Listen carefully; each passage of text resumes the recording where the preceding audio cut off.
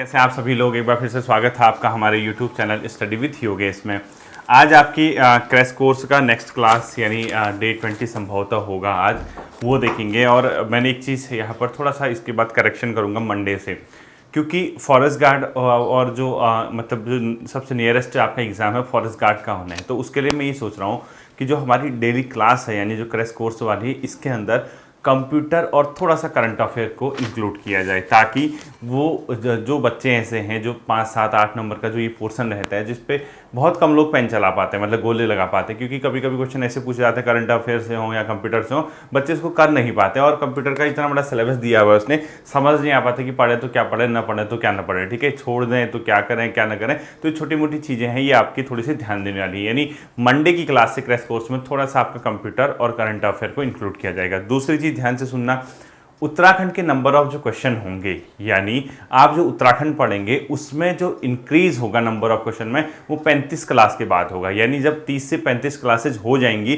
तब हम उत्तराखंड के मेजर सेक्शन को कवर करने की कोशिश करेंगे। उसी के अंदर उत्तराखंड का भूगोल भी कवर किया जाएगा, विंसर ईयर बुक को कवर किया जाएगा। वो थोड़ा सा टाइम टेकिंग होगा, यानी अभी एक बार हिंदी कंप्लीट करने दो, और हिंदी के अंदर जो अब यहाँ से इसके बाद जैसे उपसर्ग प्रत्यय है, इसके बाद जो सेक्शन चलेगा वो साहित्य वाला चलेगा, जहाँ से 2 क्वेश्चन आते हैं, 20 में से 2 नंबर आपके हिंदी के साहित्य वाले पोर्शन से आते हैं। जो आपके लेखक वगैरह दे रखे हैं उनकी रचनाएं हैं या जो भी चीजें हैं उनको आप लोग क्या करोगे, कवर करोगे। यानी ओवरऑल जो मेरा पॉइंट ऑफ व्यू आप लोगों के लिए बनता है, जो टोटली मैं आप लोगों के लिए सोच रहा हूँ, वो ये सोच रहा हूँ कि अभी जिस गति से हिंदी चल रही है उसको 30 क्लास तक हिंदी कंप्लीट करने का मेरा टारगेट होगा। उसके बाद हिंदी आप लोग बंद कर देना, भले ही रिवाइज करते रहना, 30 से 35 मान के चलो, ठीक है। इकोनॉमी एनसीईआरटी आधारित कर चुके हैं। पॉलिटी की जो क्लास होंगी लगभग 30 क्लास जब हो जाएंगी तो 30 क्लास में आपकी पॉलिटी एंड हो जाएगी, इकोनॉमी और पॉलिटी साइड रख दोगे। साथ ही साथ भूगोल की जो क्लास है वो लगभग आधी होने वाली होंगी, आधी क्या मतलब बहुत पोर्शन कवर हो जाएगा, 8th से 9th तक की भूगोल कवर हो जाएगी। वहाँ जैसे ही पॉलिटी खत्म होगी, इतिहास जो कि प्राचीन भारत का इतिहास है, मध्यकालीन भारत का इतिहास है, वो एनसीईआरटी हम आधारित चलाएंगे। तो ओवरऑल अगर जितना मुझे लगता है, मैंने अपनी जो प्लानिंग की है, जब हम नंबर ऑफ क्लास 50 पहुंचेंगे क्रैश कोर्स तक, जीएस एनसीईआरटी कवर हो जाएगी, ठीक है, एनसीईआरटी कवर हो जाएगी। इसके बाद मैं क्या करूंगा, कुछ जीएस के अंदर ऐसे टॉपिक हैं जो एनसीईआरटी में नहीं मिलते हैं आपको, जैसे भुगतान संतुलन से संबंधित क्वेश्चन है इकोनॉमी में, वो क्वेश्चन आप लोगों के लिए थोड़ा सा मुश्किल क्रिएट करते हैं, थोड़ी सी प्रॉब्लम क्रिएट करते हैं, या कुछ ऐसे क्वेश्चन जो प्रीवियस ईयर में अलग अलग स्टेट में आए होते हैं, वो मैं इसके बाद यहाँ से कवर करूंगा। तो आप अच्छी खासी कमांड जीएस के अंदर बना चुके होंगे, ठीक है। हिंदी का मैंने बताया लगभग जब हमारी 30 से 35 क्लास हो जाएंगी वो हिंदी हमारी कवर हो जाएगी। तो जैसे ही हमारी 35 क्लास या 30 क्लास के बाद हिंदी कवर हो जाएगी, तो जो हमारा रिमेनिंग टाइम बचता है, जो हिंदी हमारा टाइम खा रहा, उस हिंदी वाले टाइम को हम दे देंगे उत्तराखंड को, ठीक है। यानी उत्तराखंड यहाँ से आपके नंबर ऑफ क्वेश्चन बढ़ जाएंगे, और मेन चीजें मैं आपको उत्तराखंड के यहाँ से इंक्लूड कराऊंगा। तो सोचिए 35 क्लास भी अगर हमारे हिंदी तक लेते हैं तो 35 के बाद मान के चले 35, 35, 70 और 20, यानी आपके पास फिर भी 55 क्लासेज हैं। तो सोचिए 55 क्लासेज में कितना पोर्शन आप उत्तराखंड का कवर कर जाओगे। हर चीज अगर एक प्लानिंग के तहत जाओगे तो आप लोगों के चेहरे पे स्माइल आ जाएगी, जैसे अभी आ रही। क्यों? टेंशन के साथ साथ कॉन्फिडेंस भी बढ़ रहा होगा। जैसे अभी तक टेंशन है, कैसे होगा, क्या होगा, अचानक आपका थोड़ा सा कॉन्फिडेंस बढ़ गया होगा। मुस्कुरा दीजिए, क्योंकि ये जिंदगी एक बार मिलती है, मुस्कुरा के पढ़ोगे तो बहुत ज्यादा फायदा होगा। आने वाले समय में एग्जाम क्रैक करने में आसानी होगी। मुस्कुराइए, ये जिंदगी एक बार मिलती है, मैं हमेशा से कहता हूं आप लोगों से। तो जैसे ही उत्तराखंड का पोर्शन हम 55 क्लासेस, सोचिए कितना मैं कवर करा सकता हूं इसमें, और मैं अपनी विल पावर जानता हूं कि आप लोगों के लिए क्या बेहतर हो सकता है, सबसे बेहतर विकल्प आप लोगों के भविष्य के लिए क्या हो सकता है, ये मैं अच्छे से जानता हूं। और मैं आपसे प्रॉमिस करता हूं, मैं आपसे वादा करता हूं, आपका जब तक चयन नहीं होगा मैं आपको छोड़ूंगा नहीं, ठीक है। बहुत ही हो जाएगा, अति हो जाएगा तो आप मुझसे पर्सनली आके मुझसे क्लास पढ़ लेना, मेरे रूम पे आके बैठ के कह देना सर मुझे पढ़ा दीजिए, मुझे पढ़ा दीजिए, मैं तब भी तैयार हूं। लेकिन एक प्रयास हमारा जो है, एक निरंतरता हमारे अंदर जो आई हुई है, वो तब तक नहीं रुकेगी अब जब तक हमारा सिलेक्शन नहीं हो जाता। अब सोचिए, जब मैं ये कह रहा हूं कि 50 क्लास तक या 30 से 35 क्लास तक हिंदी कंप्लीट हो जाएगी, तो इस दौरान जब भी 35 क्लास पहुंच रहा होगा, यहाँ एक और पोर्शन भी तो जुड़ रहा, कंप्यूटर प्लस करंट अफेयर, यानी कंप्यूटर और करंट अफेयर का जो पोर्शन है वो यहाँ इंक्लूड हो रहा है। बताओ यार, क्या बच्चे की जान लोगे क्या? नहीं, बच्चे की नहीं, सर की जान लोगे क्या? वो लोग क्यों लेंगे सर, अलग अलग लाइब्रेरीज में पढ़ रहे हो, एक बार मुस्कुरा दीजिए, दिल कह रहा कि आप लोग एक बार हंस दीजिए, हंस दीजिए, हंसिए। नहीं हंसोगे ना ऐसे, अगर नहीं हंस रहे तो एक दूसरे का फेस देख के हंसो, बस बगल वाला जो पढ़ रहा है उसको देख के हंसो, देखिए जो आपके बगल में बैठा है उसको देख के हंसिए, तो इससे ये पता चल जाएगा कि इस क्लास में कौन कौन पढ़ रहे हैं आपके अगल बगल, ठीक है। पक्का देखना, थोड़ी सी मूवमेंट कर लेना, भले ही मैं जानता हूँ लाइब्रेरीज में बहुत साइलेंट वहाँ पे माहौल रहता है, लेकिन आप कर चुके हैं मूवमेंट, ठीक। तो बहुत फिक्र करने की जरूरत नहीं है, हर चीज़ को देखते हुए, चाहे पुलिस कांस्टेबल हो, दरोगा हो, पटवारी हो, लेखपाल हो, बहुत बेहतर आपके लिए रणनीति मेरे साथ हमेशा से आप लोगों के लिए रही है, आगे भी आने वाले समय में रहेगी, ठीक है। तो आप लोग हेडिंग डाल लीजिए डे 20, डे 20। और ध्यान रखना एनसीईआरटी में पॉलिटी में मैंने जो अभी तक कराया वो 11th की बुक कंप्लीट हुई है, संविधान वाली, जो मोस्ट इंपोर्टेंट किताब है, ठीक है। अगला बेसिक क्वेश्चन देखो, कभी कभी बहुत हल्के हल्के क्वेश्चन पूछता हो, संविधान सभा का गठन, जो आता होगा मत करना है, ठीक है। जो क्वेश्चन आता होगा वो मत करना। अब ऐसा नहीं कि सर हर चीज टॉप पढ़ाएंगे, 90 डेज क्रैश कोर्स का क्या मतलब, फिर हर चीज टॉप पढ़ाओ तो 4 क्वेश्चन आएंगे 90 दिनों में पढ़ के, तो बैलेंस पढ़ाया जाता है उसके लिए, ठीक है। तो संविधान सभा का गठन दिसंबर 1946, ठीक है। अगला लिखो संविधान सभा की पहली बैठक, संविधान सभा की पहली बैठक 9 दिसंबर 1946, ठीक है। अगला लिखो संविधान सभा के अस्थाई अध्यक्ष या प्रथम अध्यक्ष, अस्थाई अध्यक्ष, ठीक है। क्या लिखोगे, सच्चिदानंद सिन्हा, ठीक है। सच्चिदानंद सिन्हा कर दिया मैंने, SNS, ठीक है। पूरा लिखना सच्चिदानंद सिन्हा। संविधान सभा के अस्थाई अध्यक्ष का मतलब स्थायी अध्यक्ष लिखो, परमानेंट जो बने थे, स्थायी अध्यक्ष राजेंद्र प्रसाद,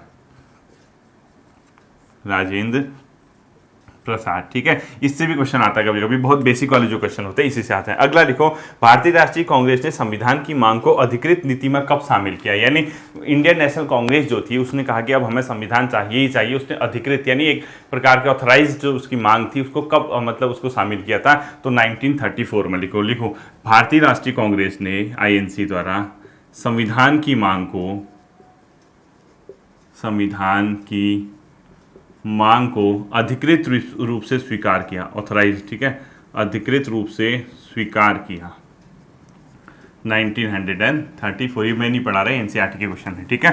अगला क्वेश्चन लिखो, संघवाद से आप क्या समझते हैं, यानी कभी कभी फेडरलिज्म जो आपका आता है वो संघवाद जो आता है उसकी डेफिनेशन के रूप में आपने सुना होगा, भारत एक संघीय राष्ट्र है या भारत में संघवाद या संघ दिखते हैं। संघवाद का मतलब क्या होता है बच्चों, एक से अधिक स्तर पे अगर सरकारें होंगी, यहाँ पर केंद्र स्तर पे केंद्र सरकार है, राज्य स्तर पे राज्य सरकारें हैं, तो एक से अधिक स्तर पे सरकार का होना संघवाद। तो लिखो एक से अधिक स्तर पर सरकार, यहाँ तो 3 स्तर पे है, पंचायत भी तो है यहाँ पे, एक से अधिक स्तर पर सरकार, ठीक है, स्तर पर सरकार। हाँ, जब मैंने एक लास्ट क्लास पढ़ाई थी किसी बच्चे ने कमेंट किया था उसमें, सर अवशिष्ट शक्तियों पे जो कानून है वो संसद बनाती है, आपने केंद्र बढ़ाया है। बच्चों इतना इतना थोड़ा सा सेंस है, इतना परेशान क्यों होते हो, केंद्र का मतलब क्या है, देखो कानून तो राज्य बनाएगा होंगे, तो राज्य सरकार थोड़ा बनाएगी, कानून तो आपका विधान मंडल ही बनाएगा ना, विधानसभा। सेंट्रल लेवल पे जो कानून बना रहे, कोई हवा में थोड़ा कानून बना, कानून तो बनाएगी संसद ना।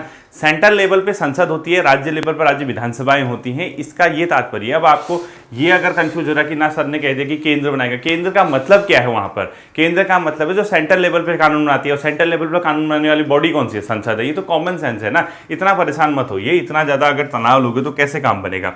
अगला देखो, जो सरकार है उसके 3 अंग कौन कौन से, ये सबको आपको पता है, 6 की एनसीईआरटी चल रही है। अब देखिए, अब मैंने जैसे 11th की एनसीईआरटी कंप्लीट करके 6-7 की एनसीईआरटी पहुंचने लग गया हूं मैं, 6, 7, 8, 9, 10, 11, 12, यानी आपकी जब 30 क्लास होगी तो पॉलिटी आपकी एंड हो जाएगी, ठीक है। 30 क्लास से पहले पहले फिर बेफिक्र होगी एग्जाम देना।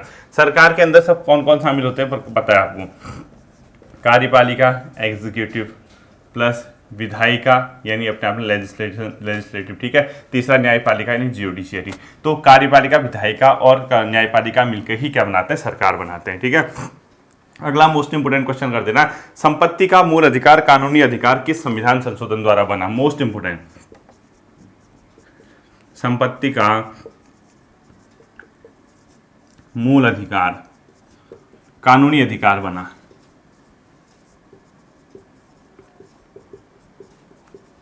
Fourth constitutional amendment 1978। ये क्वेश्चन बहुत आता है। एक तो ये पूछता है कि संपत्ति का अधिकार वर्तमान में कैसा अधिकार है, कानूनी अधिकार। दूसरा क्वेश्चन पूछता है कि संपत्ति के मूल अधिकार को कब कानूनी अधिकार या किस संविधान संशोधन द्वारा बनाया गया था, 44वां संविधान संशोधन 1978 के द्वारा। बहुत आता है, ठीक है। अगला लिखो, संविधान सभा की अंतिम बैठक कब हुई थी, कॉन्स्टिट्यूशनल जो असेंबली थी,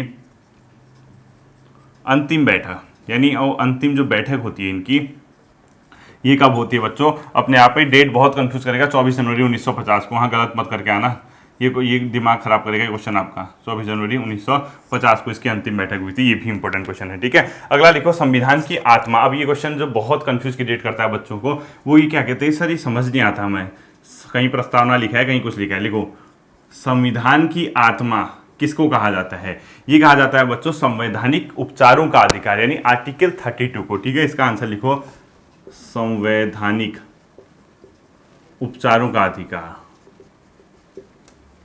अब कई लोगों को ये लगता है कि सर ये प्रस्तावना तो नहीं है। बच्चों प्रस्तावना को भी कहा जाता है, ठीक है। अब ये क्वेश्चन जो आता है, अंबेडकर ने कहा था, इसको ध्यान दिए रखना, इसको अंबेडकर ने संवैधानिक उपचारों के अधिकार को संविधान की आत्मा कहा था, ठीक है, सोल ऑफ कॉन्स्टिट्यूशन। यानी इसके ब्रैकेट में लिखो डॉक्टर BR अंबेडकर के द्वारा इसको कहा गया था, यानी अंबेडकर के द्वारा कहा गया था कि जो संविधान की आत्मा है वो संवैधानिक उपचारों के अधिकार को कहा था। ये अंबेडकर के अनुसार है, ये क्वेश्चन ऐसे पूछता है, ठीक है। अगला लिखो आप लोग, संविधान को हस्तलिखित करने का कार्य किसने किया, यानी हाथ से लिखने का कार्य।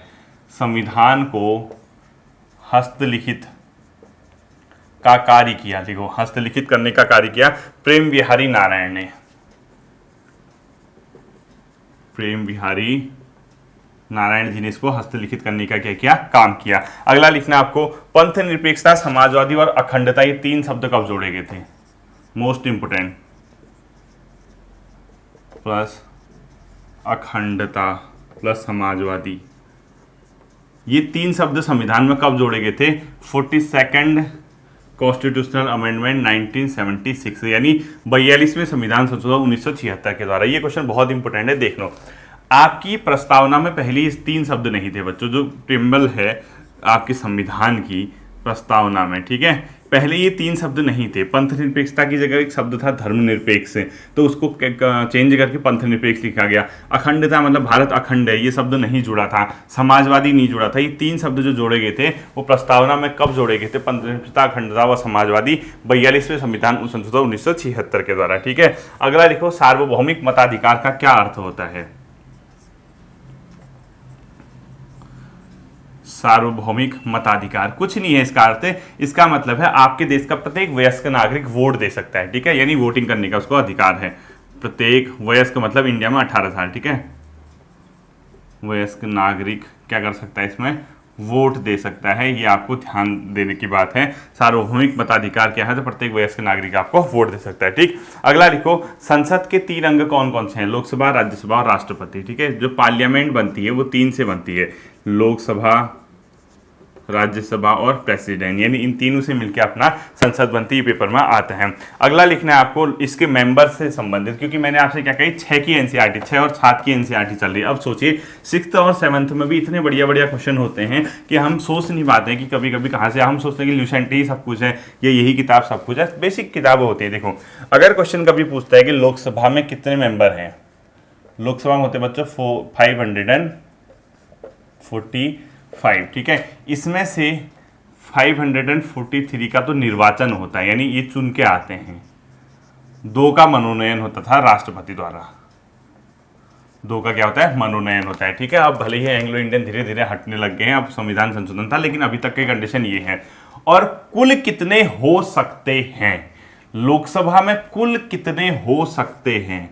कुल हो सकते हैं, ये कुल हो सकते हैं बच्चों 552, यानी संविधान ने अधिकतम जो संख्या स्वीकृत की है 552 स्वीकृत की है। इससे ज्यादा फिलहाल नहीं हो सकते हमारे लोकसभा मेंबर। लेकिन इन 552 में वर्तमान में कितने होते हैं? इतने, इसमें से इतने का निर्वाचन होता है और इतनों का मनोनयन होता है। ये लोकसभा के हैं, ठीक है। दोनों क्वेश्चन अगर पूछेगा कुल कितने, अधिकतम कितनी संख्या स्वीकृत की गई है, अगर क्वेश्चन कभी ये पूछता है लोकसभा में अधिकतम कितनी संख्या स्वीकृत की गई है तो 552। अगर क्वेश्चन ये पूछता है कि लोकसभा वर्तमान में कितने निर्वाचित क्षेत्र हैं, ये निर्वाचन क्षेत्र पूछेगा तो 543, ठीक है, वर्तमान में। लेकिन हो कितने सकते हैं? इतने, तो इतने ना करके अभी वर्तमान में इतने चल रहे हैं, ठीक है, ये आपको आना चाहिए। दूसरा होता है राज्यसभा।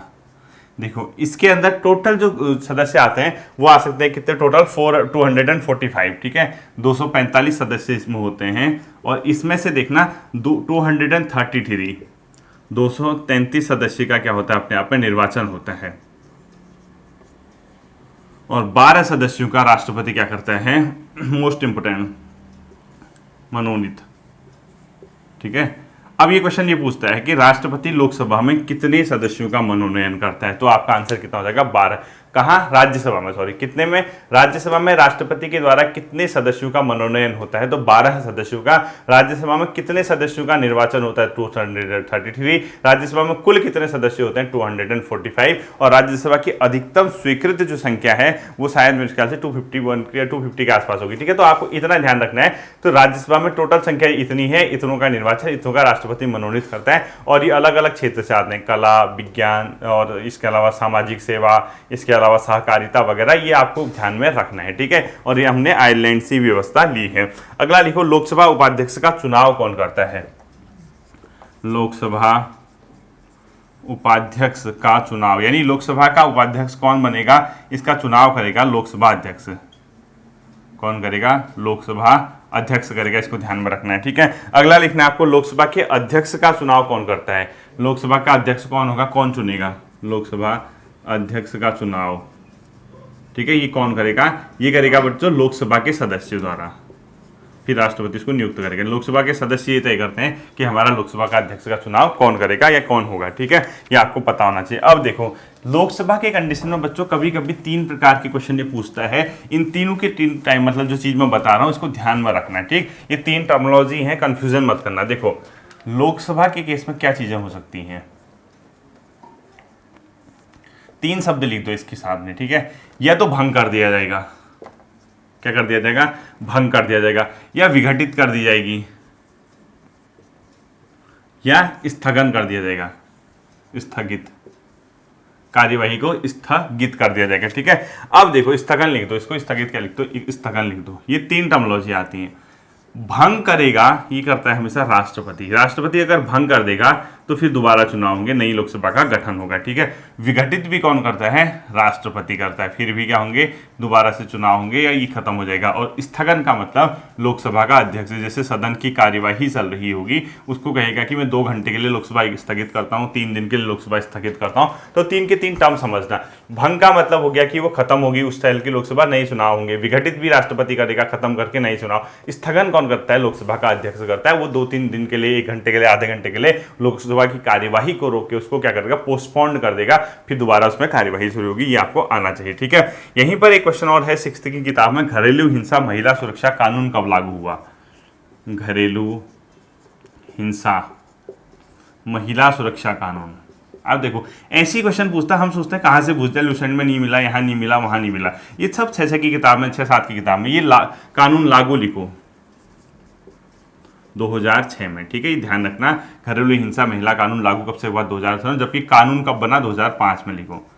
कानून बना था 2005 में, ये ध्यान रखना, ठीक है। ये इंपॉर्टेंट क्वेश्चन आपके एग्जाम की दृष्टि से हो सकता है। अब मैंने क्या कहा आपसे, पॉलिटी के साथ साथ मैं आपको भूगोल की कक्षा भी यहाँ पर करा रहा हूँ, ताकि हम लोग साथ साथ चलें। हमें ऐसा नहीं कि यार एक सेक्शन हमने बहुत पढ़ दिया, दूसरे सेक्शन पर हमारी कमांड नहीं बनी। और ध्यान देना, सिलेक्शन होगा तो जीएस से होगा। मैं उनका कह रहा हूँ जो होंगे, जो सेलेक्ट होंगे ना, उनके जीएस के मार्क्स देखना आप। जीएस के मार्क्स उनके ठीक ठाक होंगे जिनका सिलेक्शन होगा। अब यार ऐसा है कि आप पढ़े ही नहीं है, उत्तराखंड आपने पढ़ा ही नहीं है, फिर जीएस ही जीएस पढ़ लो, फिर आपके लिए दिक्कत होगी। आपका अगर उत्तराखंड ठीक ठाक है तो आपको जीएस पे फोकस करना है, ठीक है। मैं हमेशा आपसे कह रहा हूँ, भूगोल में देखो, भारत 6th की भूगोल है, ठीक है। भारत कौन से गोलार्ध में है, उत्तरी गोलार्ध में, ठीक है, और पूर्वी गोलार्ध, पूर्वी गोलार्ध में, ठीक है। भारत के लिए लिखो। इसका क्या मतलब है मैं आपको पहले भी समझा चुका हूं। अगर पूरा मैप है, ये विषुवत रेखा है, 0 डिग्री है, तो इससे ऊपर के जो देश होंगे इसको उत्तरी गोलार्ध बोला जाता है, ठीक है। ये पूरा का पोर्शन। और ये अगर देशांतर है 0 डिग्री, तो इससे इधर के वालों को पूर्वी गोलार्ध, इसको पश्चिमी गोलार्ध। तो भारत यहाँ पड़ता है, इस रीजन में पड़ता है, तो उत्तरी और पूर्वी गोलार्ध इससे मैंने लिखा है, ठीक है। अगला लिखना है आपको, मुख्य भाग का भारत का अक्षांशीय और देशांतरी विस्तार कभी ना कभी पूछेगा, देखना आप। मुख्य भाग का इसका अक्षांशीय व देशांतरी विस्तार कितना है, देखिए। इसका अक्षांश विस्तार है बच्चों 8 डिग्री 4 मिनट उत्तर से 37 डिग्री 6 मिनट उत्तर। दोनों जगह उत्तर उत्तर लिखा होना चाहिए, ठीक है। और इसका जो देशांतरी विस्तार है, देशांतरी विस्तार लिखो आप लोग, ये देखो 68 डिग्री 7 मिनट पूर्वी देशांतर से 97 डिग्री 25 मिनट पूर्वी देशांतर। ये ध्यान रखना इन दोनों टर्मिनोलॉजी को, ये उत्तर उत्तर लिखा होना चाहिए, ये पूर्व पूर्व। देशांतरी विस्तार भारत का कहाँ से कहाँ है, इतना है। अक्षांशीय विस्तार कितना है पूछेगा तो ऊपर वाला, ठीक है। ये अक्षांशीय विस्तार है भारत का, ये अक्षांशीय विस्तार है, वो देशांतरी विस्तार है। इससे आगे आप लोग देखिए। अब देखो कुछ नहीं, आज अगर पढ़ लोगे तो आप जिंदगी आपकी लाइफ बन जाएगी। मैं क्या कह रहा, देखो ये डेटा बहुत लोगों को याद नहीं होता, कंफ्यूज कर जाता है, और ये वो जल्दबाजी में उत्तर उत्तर पूर्वी पूर्वी लिखा होना चाहिए, ध्यान रखना। ये अगर यहाँ दक्षिण लिख दिया, सेम डेटा दे दी तो गलत हो जाएगा आपका, ठीक है। उत्तरी गोलार्ध, इसका मतलब उत्तर उत्तर लिखने का मतलब भारत उत्तरी गोलार्ध में, पूर्वी पूर्वी का मतलब पूर्वी गोलार्ध में। अब वो एक तरीके से क्वेश्चन ये भी पूछ सकते हैं ना, भारत का कुल अक्षांशीय विस्तार कितना है, तो इन दोनों का गैप निकाल देना, यानी 37/6 में से 8/4 घटा देना। क्या करोगे, 37/6 में से 8/4 क्या कर दोगे, माइनस कर दोगे, तो जितना आएगा आपका वो इसका हो जाएगा, यानी 37 में 8 लगभग 29 के आसपास आएगा, 2900 का। तो टोटल अक्षांशीय विस्तार है कितना है देख लेना, टोटल अक्षांशीय विस्तार ये कितना है लिखना, 29 के आसपास आएगा। और यहाँ पे टोटल देशांतरी विस्तार भी आपको लिखना है, ठीक है। टोटल देशांतरी विस्तार ये भी लिख लेना कि कितना है भारत का, इन दोनों के बीच का गैप करके आपका आंसर आ जाना चाहिए कि कितना अक्षांशीय कितना देशांतरी, ऐसे भी क्वेश्चन पूछ सकता है, ठीक है। अब देखो ये बहुत भले ही बेसिक क्वेश्चन मैं बता रहा हूँ, कभी कभी ना आपको देखो, आप यार पुलिस कांस्टेबल की है, फॉरेस्ट गार्ड के नए बच्चे हैं जिसने तैयारी नहीं की है, उसके लिए तो चीज़ें टफ ही होती है ना। अब उसको उत्तरी दक्षिणी, जैसे ये है देखो, कोई भी राष्ट्र होता है, ये जैसे है नॉर्थ यानी उत्तरी, पूर्वी, दक्षिणी और पश्चिमी, ये पॉइंट होते हैं, यानी ईस्टर्न पोर्शन में वो कितना कहाँ उसका लास्ट पॉइंट है, साउथ में कौन सा है, वेस्ट में कौन सा है, नॉर्दर्न में कौन सा है, ऐसे ही मैप बनाना। देखें तो देखो भारत का जो सबसे दक्षिणी बिंदु है बच्चों वो है इंदिरा पॉइंट। अगर कभी क्वेश्चन पूछते हैं भारत का दक्षिणी बिंदु कौन सा है, इंदिरा पॉइंट, जो कि कहाँ पर है, अंडमान निकोबार में। लिखो अंडमान एंड निकोबार में, ये अपने आप में है, ठीक है। इसी प्रकार से भारत का उत्तरी बिंदु पूछता है तो इंदिरा कौल, इंदिरा कौल, ठीक है, जो JNK वाले इलाके में। इसके अलावा किबुथु इसका क्या है, ईस्टर्न बिंदु है, यानी पूर्वी बिंदु, ये कहाँ है, अरुणाचल प्रदेश में। और इसका पश्चिमी जो बिंदु है वो अपने आप में है गुहर मोती, जो कि गुजरात में है। गुहर मोती ये कहाँ है, अपने आप में गुजरात में है। तो आपको भारत के चार ऐसे ही बना दो, ये समझ जाओगे, दक्षिणी बिंदु, उत्तरी बिंदु, पूर्वी बिंदु और पश्चिमी बिंदु। अगला क्वेश्चन आपने लिखना है, इसका जो क्षेत्रफल है, क्षेत्रफल कभी नहीं पूछेगा, मैं जानता हूँ। क्षेत्रफल 32 लाख 8 मतलब 88,000 लाख वर्ग किमी, ठीक है, लाख वर्ग किलोमीटर इतना इसका क्षेत्रफल है। और भारत का क्षेत्रफल विश्व के कुल क्षेत्रफल का 2.4 है, ठीक है। ये देखो विश्व के 2.4%, यानी इंडिया का जो क्षेत्रफल है विश्व के कुल क्षेत्रफल का 2.4% है, ठीक है। अब एक क्वेश्चन हमेशा ये पूछता है, जो पद्दुचेरी है, सुना होगा आपने, वो 3 राज्यों में फैला है, ये आपको पता होना चाहिए, ठीक है। पद्दुचेरी ये बच्चों कितने राज्यों में फैला है पूछता है, 3 राज्यों में फैला है। इन 3 राज्यों में जो जो इसके डिस्ट्रिक्ट हैं वो कौन कौन से डिस्ट्रिक्ट कहाँ पड़ते हैं ये पूछता है, ठीक है। यमन याद रखना, आंध्र प्रदेश में, ब्रैकेट में आंध्र प्रदेश लिख देना। इसके अलावा कराईकल लिख देना आप लोग तमिलनाडु में, कराईकल तमिलनाडु में, ठीक है। और अंतिम लिख लोगे माहे, माहे है केरल में। ये बहुत पूछता है, ये इसकी जिले हैं, क्योंकि ये 3 अलग अलग राज्यों में फैला है। जो पद्दुचेरी सुना होगा ना आपने, वो 3 अलग अलग राज्यों में फैला है, जिसका जो सबसे मतलब आप यमन है उसका एक जिला वो आंध्र प्रदेश में है, कराईकल उसका एक जिला है जो तमिलनाडु में है, इसके साथ साथ ही जो माहे है वो अपने आप में कहाँ पर है, केरल में। ये आपको आना चाहिए, ठीक है। इसके अलावा हिमालय जो मतलब राज्य जो अंतर्राष्ट्रीय प्लस समुद्र, अब देखो भारत के कुछ ऐसे राज्य हैं जो अंतर्राष्ट्रीय प्लस समुद्री दोनों सीमा बनाते हैं, यहाँ लिख देता हूँ, ठीक है, समझ जाओगे। भारत के राज्य जो अंतर्राष्ट्रीय प्लस समुद्री सीमा बनाते हैं, यानी इंडिया के कुछ ऐसे स्टेट हैं जो इंटरनेशनल बाउंड्री के साथ साथ जो सी वाला पोर्शन है, समुद्र वाला सीमा है, वहां भी टच करते हैं। अब आप इसको कैसे बनाओगे, कैसे आप करोगे, मैप देखना पड़ेगा। उत्तराखंड तो होगा नहीं, उत्तर प्रदेश होगा नहीं, उत्तर प्रदेश अगर अंतर्राष्ट्रीय सीमा बनाता भी है नेपाल के साथ तो समुद्र कहाँ है यहाँ, हिमाचल होगा नहीं, हिमाचल अंतर्राष्ट्रीय तो बनाता है लेकिन समुद्र कहाँ से आएगा, जम्मू कश्मीर होगा नहीं, अंतर्राष्ट्रीय बनाएगा लेकिन समुद्र कहाँ से लाओगे। तो ध्यान रखना, एक गुजरात है, गुजरात अरबियन सी के पास है जो कि समुद्र की सीमा बनाता है, साथ ही साथ पाकिस्तान की वो बाउंड्री को टच करता है। इसी के साथ साथ राजस्थान भी है, राजस्थान पाकिस्तान, राजस्थान नहीं, गुजरात के साथ साथ एक गुजरात होगा, गुजरात के साथ साथ एक बार मैप चेक करना, मुझे लग रहा है कि राजस्थान ही होगा, ठीक है। गुजरात पर सॉरी नहीं, गुजरात के साथ साथ ईस्टर्न पोर्शन पे कौन सा है आपका, ये त्रिपुरा के नीचे वेस्ट बंगाल। जैसे आप मैप देखोगे भारत का, ये वाला पोर्शन है ना, ऐसे यहाँ से इस प्रकार से, तो यहाँ पर गुजरात है। अब गुजरात पे यहाँ पाकिस्तान टच करता है और यहाँ से सी वाला पोर्शन है, सागर वाला, ठीक है। तो ये हो गया। दूसरा वेस्ट बंगाल है। वेस्ट बंगाल इस तरीके से आपने देखा होगा, यहाँ वेस्ट बंगाल किसके साथ सीमा साझा करेगा, बांग्लादेश के साथ, और यहाँ पर कौन सा, बंगाल की खाड़ी। तो इसके आंसर लिख लो, भारत के राज्य जो समुद्री सीमा के साथ साथ गुजरात प्लस वेस्ट बंगाल। इसके अलावा कोई अगर है तो चेक कर लेना है, ठीक है, कोई नहीं होगा इसके अलावा। अगर त्रिपुरा की लोकेशन देख लेना, क्या वो समुद्र को टच कर रहा है या नहीं कर रहा, क्योंकि अंतर्राष्ट्रीय सीमा तो बांग्लादेश के साथ बनाता है। इसके बाद जो बच्चों अगला क्वेश्चन आपका आता है, भारत का एक प्रकार से देखो, इंडिया का आपने खाली फिगर बनाना है, ये इसी फिगर में अगला पॉइंट लिख लेना, क्योंकि जो बेसिक चीजें होती है ना, कभी कभी बेसिक भी पूछता है क्वेश्चन। अब एनसीईआरटी पकड़ दी उसने, आप टफ टफ पढ़ने, क्योंकि देखो आप कभी भी ध्यान रखना, जब भी आप पेपर देने जाओगे 60% क्वेश्चन ऐसे होते हैं जो बहुत बेसिक होते हैं, यानी जो सबसे उम्मीद करता है कि आए। 60 से 20% क्वेश्चन ऐसे होंगे जो मध्यम लेवल के होंगे और 20% बहुत हार्ड लेवल के होंगे, जिससे सिलेक्शन होता है इन्हीं से, ठीक है। तो अगर आपका बेसिक नहीं है तो आप 60% में ही लुढ़क जाओगे, फिर कोई फायदा नहीं है। अब देखो भारत जैसे है, भारत का मैप अगर देखोगे तो आप मानते हो कि यहाँ से उत्तर से दक्षिण कोई डिस्टेंस होगी, ऐसी वेस्ट से ईस्ट में कोई डिस्टेंस होगी। तो भारत की ये वाली जो डिस्टेंस है नॉर्थ से साउथ की ओर, इसकी जो टोटल लंबाई हो 3214 किलोमीटर है, ध्यान देना, ठीक है, 3214 किलोमीटर। अगर भारत का कभी पूछेगा उत्तर से दक्षिण भारत कितना फैला है, ये वाला जो पोर्शन है ये इस तरीके से, ठीक है, ये 3214, और पश्चिम से पूर्व कितना फैला है, ये फैला 2933 किलोमीटर, ये यहाँ से 2933 किलोमीटर, ये ध्यान रखना, ठीक है। यानी भारत नॉर्थ टू साउथ है 3214, वेस्ट टू ईस्ट फैला है 2933 किलोमीटर, ये भी आपको ध्यान रखना चाहिए, ठीक है। अब देखो एक मोस्ट इंपोर्टेंट चीज मैं आपको बता देता हूं, जो ऐसे देश जो आपके पड़ोसी देशों को टच करते हैं, ऐसे राज्य, ठीक है, यानी पड़ोसी राज्यों के साथ सीमा बनाने वाले राज्य आपको पता होना चाहिए। ऐसे लिखो, चीन के साथ कौन सीमा बनाता है, एक चीन आता है। दूसरा पाकिस्तान के साथ कौन सीमा बनाएगा, पाकिस्तान के साथ, ठीक है। तीसरा इसके अलावा आता है नेपाल, भूटान, बांग्लादेश, ठीक है, तीसरा आएगा नेपाल, चौथा आएगा भूटान, पांचवा आएगा बांग्लादेश, ठीक है। इनके साथ बाउंड्री बनाने वाले। चीन के साथ देखना, पहले क्या था बच्चों, जम्मू कश्मीर एक ही हुआ करता था, अब उसकी जगह लद्दाख हो गया, ठीक है। चीन के साथ एक लद्दाख बनाता है, हिमाचल प्रदेश बनाता है, ये राज्य न होकर केंद्र शासित है, ठीक है, और उत्तराखंड बनाता है। इसके अलावा कौन सा बनाएगा, सिक्किम बनाएगा, और इसके अलावा आंध्र प्रदेश, अरुणाचल है, अरुणाचल, ये बनाते हैं चीन के साथ सीमा।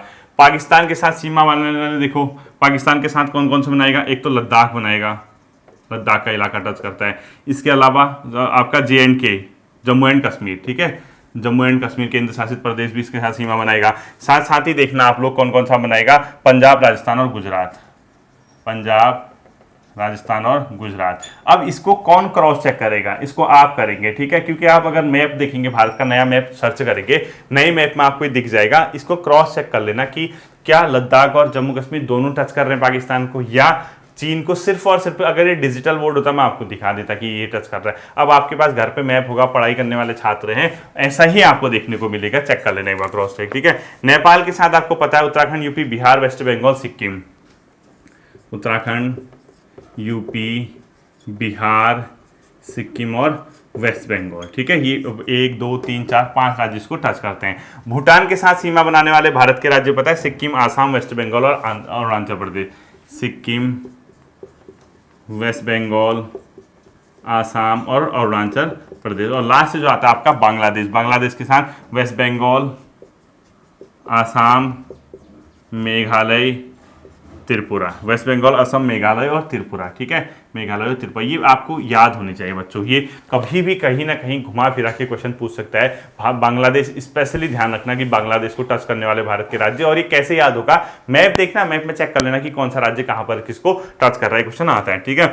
अगला लिखो, सबसे लंबी तट रेखा वाला राज्य कौन सा है भारत का, सबसे लंबी तट रेखा, ये किसकी है, अपने आप में गुजरात की है। सबसे लंबी तट रेखा किसकी है, गुजरात की है। अगला लिखो, कर्क रेखा कितने राज्यों से होकर जाती है भारत में, कर्क रेखा किसको बोलते हैं, 23.5 डिग्री उत्तरी को, ठीक है, इसको बोलते हैं कर्क रेखा। ये 8 राज्यों से होकर गुजरती है, 8 राज्य, और इसमें से क्वेश्चन हमेशा पूछता है कि कौन से राज्य से होकर नहीं गुजरती है। तो आप जब कर्क रेखा को वेस्ट से ईस्ट की ओर ट्रेस करोगे तो आपको मिल जाएगा गुजरात, राजस्थान, एमपी, छत्तीसगढ़। ऐसे देखो, गुजरात, राजस्थान ऐसे लिखना है, एमपी, छत्तीसगढ़, इसके अलावा झारखंड, जेएच, वेस्ट बंगाल, त्रिपुरा और मिजोरम। ठीक है, त्रिपुरा और मिजोरम, ये अपने आप में 8 राज्य हैं जिनको क्या करती है, कर्क रेखा टच करती है। मैं तो गर्म पंछी झारखंड का भी बना सकती हूँ इसकी ट्रिक, वरना इसको ट्रेस कर लेना, आप सीधे सीधे जाओगे, कर्क रेखा 23.5 डिग्री वाली उत्तरी वाली जो रेखा है वो आपको सीधे सीधे पता चल जाएगा। नेक्स्ट लिखो, पाक जल संधि किस किस को अलग करती है? पाक जल डमरू मध्य, लिखो पाक जल संधि। जल संधि क्या होता है? पानी का एक गलियारा दो जो स्थल खंडों को अलग करता है। ठीक है, पाक जल संधि अलग करती है भारत प्लस श्रीलंका, भारत प्लस श्रीलंका को अलग करती है पाक जल संधि। देखो इतने बेसिक बेसिक क्वेश्चन आपको 9th की किताबों में, 8th की किताबों में यहाँ ये सब देखने को आपको मिलती हैं। ठीक है, ये था आपका कौन सा पोर्शन जिसके अंदर आपका मैंने क्या बताया आज आपको, जीएस भूगोल और पॉलिटिक्स का। ठीक है, अब देखो मैं आपको उपसर्ग और प्रत्यय बता रहा था, और मैंने आपसे ये पहले भी कहा कि वो एक ऐसा चैप्टर है जिसकी आपको सिर्फ और सिर्फ प्रैक्टिस करनी है, वो कहीं से कोई नहीं पढ़ा सकता आपको, वो आपको घर पर ही करना पड़ेगा। अब विलोम, प्रत्यय, उपसर्ग, ये तो सब चीज़ें घर पर ना, बेसिक चीज़ें तो हम बता सकते हैं। ठीक है, अब देखो मैंने आपको हिंदी के उपसर्ग बताए थे, ये सब बताए थे, संस्कृत वगैरह। ठीक है, अब हमने क्या करना है, एक मेन चीज हमारा है, हिंदी में मुख्य रूप से 4 प्रकार के उपसर्ग प्रयोग होते हैं बताया था ना। तो सबसे पहला आपने लिखना है संस्कृत के उपसर्ग कौन कौन से हैं। उपसर्ग क्या होते हैं? जो किसी शब्द के आगे लगते हैं। संस्कृत के उपसर्ग लिख लो, और क्वेश्चन कभी कभी ऐसे भी पूछ सकता है कि इनमें से कौन सा एक संस्कृत उपसर्ग, इनमें से किस एक शब्द में संस्कृत उपसर्ग का प्रयोग किया है, इनमें से किस एक शब्द में हिंदी उपसर्ग का प्रयोग किया है, ऐसे भी क्वेश्चन पूछ सकता है। ठीक है, जब टफ लेवल का पेपर बनता है। तो संस्कृत उपसर्ग का प्रयोग देखो, संस्कृत उपसर्ग कौन कौन से होते हैं? एक शब्द होता है अति, ठीक है, ये संस्कृत उपसर्ग हो गया। एक होता है अधि, ये भी संस्कृत, अभी वाक्य फिर बनाएंगे। ठीक है, शब्द फिर लिखेंगे। एक होता है अनु, अप, अभि, अनु, अप, अभि, ये सब संस्कृत उपसर्ग हैं। औ, आ, उत, औ, आ, उत। ठीक है, ये संस्कृत क्या है अपने आप में उपसर्ग हैं। इसके अलावा उप, दुस, दुर, उप कुछ नहीं किया जा सकता है बच्चों, इसका कोई तरीका नहीं है। दुस, मैंने आपको पहले कहा था कि ये चैप्टर खुद करना पड़ता है। ठीक है, दूर, मैं आपको मेन संस्कृत उपसर्ग पढ़ा देता हूं। निस, नी, परा, निस, नी, परा। ठीक है, इसके अलावा परि, प्र, प्रति, परि, इसके अलावा क्या लिखो, परि, प्र, और साथ ही साथ प्रति, प्रति। ठीक, इसके अलावा आपका जो आएगा वी, सम और सु, वी, सम और सु, ये है अपने आप में आदि कर दो, ये है संस्कृत उपसर्ग। मतलब कि कोई भी एक शब्द दिया होगा आपको, उसके आगे अगर ये उपसर्ग लगे हैं तो इसका मतलब है वो अपने आप में संस्कृत उपसर्ग है। और ये कैसे याद होगा, कैसे होगा, इसकी सिर्फ और सिर्फ प्रैक्टिस, डेली 2-2 मिनट 3-3 मिनट एक बार इनको पढ़ लेना, आपको पता चल जाएगा। अब आपको कैसा शब्द, जैसे इसमें लिख दो अति का मतलब अतिवृष्टि, अति चालाक, ये अतिवृष्टि यानी बहुत ज्यादा वृष्टि, ये अपने आप में क्या हो गया, संस्कृत उपसर्ग से लगा शब्द, क्योंकि इसमें अति उपसर्ग आ रहा है। ठीक है, अधि मतलब अधिनायक, अधि मतलब जो सुपीरियर होता है, जो सबसे ऊपर होता है, अधिनायक यानी अधिक। ठीक है, ये सब के सब क्या हो गया, तो संस्कृत। इसके अलावा अनुशासन, अनु मतलब अनुशासन, अनुशासन। इसके अलावा अगला लिखो अपमान, अभिनय, अप का मतलब अपमान, अभि का मतलब अभिनय। ठीक है, इसके अलावा अव लिखा है मैंने, अवगुण, अजीवन, अवगुण लिखो, अवगुण, आ से लिखो आजीवन, क्या लिखोगे, आजीवन। उत से लिखना है आपको उत्थान। अब देखिए इस प्रकार के कोई शब्द लिखे होंगे ना आपको, अब आपको उत्थान लिख दिया, इसमें उपसर्ग साथ होगा, उत हो गया। ठीक है, अब ये आपको याद करने के अलावा कोई ऑप्शन नहीं है। दूसरा मैं आपको एक चीज बता दूं, आपसे अगर बहुत टफ लेवल का कोई पेपर बनेगा तो ये पूछेगा कि इसमें से कौन से एक संस्कृत उपसर्ग है, इनमें से कौन सा एक हिंदी उपसर्ग है, या किसमें एक संस्कृत उपसर्ग। अब देखो 4 शब्द दे दिए, ऐसे लिख दिया आपको, या इसके अलावा कोई दूसरे दे दिए, तो पूछेगा कि संस्कृत उपसर्ग का प्रयोग किसमें किया गया, अनुशासन में, और बाकी अलग ही शब्द देगा। तब आपको ये ध्यान रखने होंगे, ये उपसर्ग जो है संस्कृत उपसर्ग के एग्जाम्पल है। ठीक है, इसी के तरीके से नीचे उप में लिखो उपवास, इसका शब्द लिखो उपवास, आप खुद ही लिख लो। ठीक है, दुष्का लिखो आप लोग दुष्कर्म, इस वाले दुष्का लिखना दुष्कर्म, दुष्कर्म। दुर का लिखना आप लोग दुर्बल, निस का लिख लो आप लोग निष्काम। इसका क्या लिखोगे? दुर्बल। निस का लिखोगे निष्काम। ठीक है। इसी के अलावा जो नी लिखा है नियम, परा मतलब पराजय, परि मतलब परिधि। नियम, इसका लिखो परा मतलब पराजय, परि मतलब परिधि। ठीक है। परि मतलब क्या लिखा आपने? परिधि। प्र मतलब प्रमाण, प्रति मतलब प्रतिदिन, और लास्ट के दो हैं वी वाला लिखा आप लोग वियोग, इसका लिखना वियोग। ठीक है। आपको नीचे दिखेगा नहीं, मैं वी का वियोग लिख देता हूं, यहां लिख देता हूं। ठीक है। वियोग में वी उपसर्ग का प्रयोग किया गया है। इसके आगे मैंने सम लिखा है, सम मतलब संन्यास, संन्यास जिसको बोलते हैं। ठीक है। संन्यास, संन्यास में सम उपसर्ग का प्रयोग किया गया है। और अंतिम है सु, सु मतलब सुकर्म, सुकर्म। ठीक है। ये आपके संस्कृत उपसर्ग है। अब देखिए, आपको मैं ये मानता हूं कि थोड़ा सा इसमें परेशानी आएगी। ये मैंने उपसर्ग प्रत्यय वाला chapter UK triple Hindi folder है मेरा, एक प्लेलिस्ट में ऑलरेडी बना है, वहां भी मैंने आपको उपसर्ग और प्रत्यय ऐसे ही पढ़ाए थे, क्योंकि इसका कोई ट्रिक नहीं है। या तो आप एक काम करो, रिस्क लेके जाओ। रिस्क का मतलब अगर डायरेक्ट क्वेश्चन पूछ देता है इसमें कौन सा उपसर्ग है, छांटिए, 4 ऑप्शन दिए होंगे, आपको लगता है कि मैं उपसर्ग पकड़ लूंगा, तब तो कोई दिक्कत नहीं। मैं तो अपना व्यक्तिगत तौर पे बता रहा हूं, उपसर्ग प्रत्यय कभी तैयार करके एग्जाम में, कोई एग्जाम में नहीं जाता था, ना कभी जाऊंगा। ठीक है। अब ये उपसर्ग प्रत्यय तो रिस्क है ना अपने आप में। आपसे पूछा, अब इतना टफ पेपर बन गया, आपसे पूछा संस्कृत उपसर्ग का प्रयोग किसमें किया, फिर क्या करोगे? मतलब वहां एक दूसरे के मुंह देखते रहोगे, पता ही नहीं चलेगा। तो मैं आपसे ये कहूंगा, एटलीस्ट ज्यादा मत पढ़ो। जो मैं संस्कृत उपसर्ग, इसके अलावा हिंदी वाले जो उपसर्ग हैं, या इसके अलावा जो जो मैंने पढ़ाए थे आगत वाले या विदेशी उपसर्ग, या उपसर्ग के समान प्रयोग होने वाले संस्कृत उपसर्ग, वो जो 4 टाइप के बताए थे, उसमें मैं इतने हर टाइप में शब्द लिखाऊंगा। वो आप लोग उतना तैयार करके जाओगे तो आपका काम बन सकता है। ठीक है। ये चीज़ थी आज की क्लास की डे नंबर 20 की, जिसका फोकस टोटली जीएस में पॉलिटी और जियोग्राफी के अंदर था। ये लास्ट का एक वो था। मंडे से हम लोग इसमें कंप्यूटर और करंट अफेयर के क्वेश्चन को इंक्लूड करेंगे फॉरेस्ट गार्ड एग्जाम के दृष्टिगत। ठीक है। फिर मिलते हैं अगले सेशन पे। अपना ध्यान रखिए। Thank you.